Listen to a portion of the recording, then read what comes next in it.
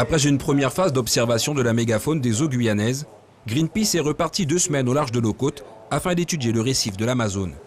Une expédition pour mieux comprendre ce récif découvert en 2016 et pour sensibiliser à la préservation des océans.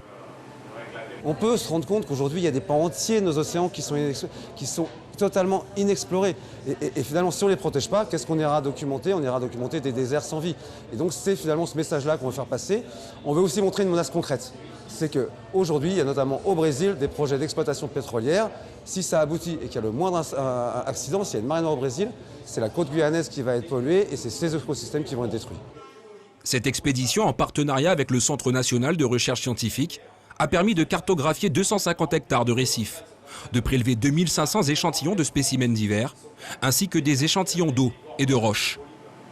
On y trouve beaucoup d'échinodermes, donc beaucoup d'oursins, de la grande famille des oursins. Ce n'est pas les oursins en tant que tels, mais les étoiles de mer, des étoiles de mer ancestrales comme on appelle les crinoïdes. Donc on trouve vraiment un assemblage qui est assez particulier, très riche quand même, on le voit sur les images, il y a des densités très importantes, donc vraiment très, très important, mais beaucoup évidemment de gorgones, de corail noir, d'assemblages que l'on trouve dans les zones un peu sombres, parce que finalement ici, on est déjà dans un milieu qui est assez sombre, assez noir, dès 70-80 mètres.